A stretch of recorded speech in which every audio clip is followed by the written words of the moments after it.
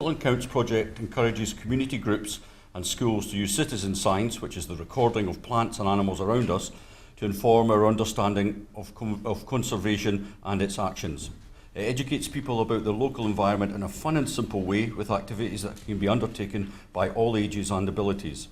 Citizen science builds connection with local nature, builds community interest and encourages a sense of responsibility, ownership and local places towards a sustainable future. For those of you who don't know about it, the John Muir Award is an environmental award scheme that's all about encouraging people to connect with, enjoy and care for wild places in Scotland, across the UK and the world. It's a framework and a structure that all sorts of organisations use to encourage their groups to get outdoors and do things with a spirit of fun and adventure outdoors. I'm here representing the Junior Climate Challenge Fund. This is the youth strand of the Scottish Government's larger Climate Challenge Fund, and this provides funding for young people aged 21 and under to tackle climate change through local community-led projects. My name's Anne Lolly and I work for Dignity Connect, which is an environmental and cultural volunteering project working with 100 plus volunteers in areas of multiple deprivation in Eastern Dundee.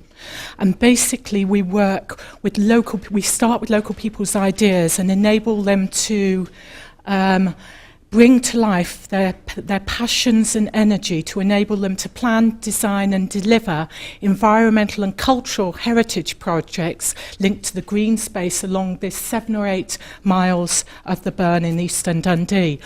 So we're here today to talk about a resource pack which we've developed with Education Scotland, and it's called COGS, County on a Greener Scotland, and it's a resource pack for tutors.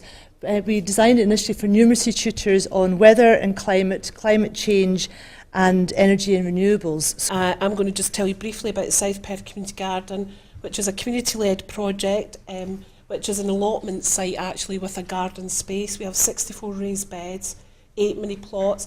We've been through many highs and lows over the last 5 years. The Carsagowrie Sustainability Group is about 2 years old. It's a community-led initiative that seeks to work with individuals, groups and agencies to create a cohesive, integrated and sustainable community where people aspire to work, live and play. And that's exactly, I work, I live and I play in the area that I live. But yeah, so we've been working with sort of primary schools, sort of internal and external youth and community groups to develop this keyhole garden, and it's kind of a good example of some of the work that's going on at the farm. And obviously sort of to do with sustainability, we're looking at, with the younger children, it's all about sort of seasonality and where's your food come from. With sort of secondary schools, it's more sort of looking at sustainability in an agricultural setting, looking at water use and fertiliser use and things like that. And the social inclusion is really just, we have a diverse range of volunteers and groups coming in with sort of varying support needs, and it's just about getting everybody thrown into the mix together and working together. This programme helps adults, if you like, connect, see their understand a little bit about their connectedness globally, but also gives them a chance to identify issues that they would like to pursue as part of the programme, encourages action as well.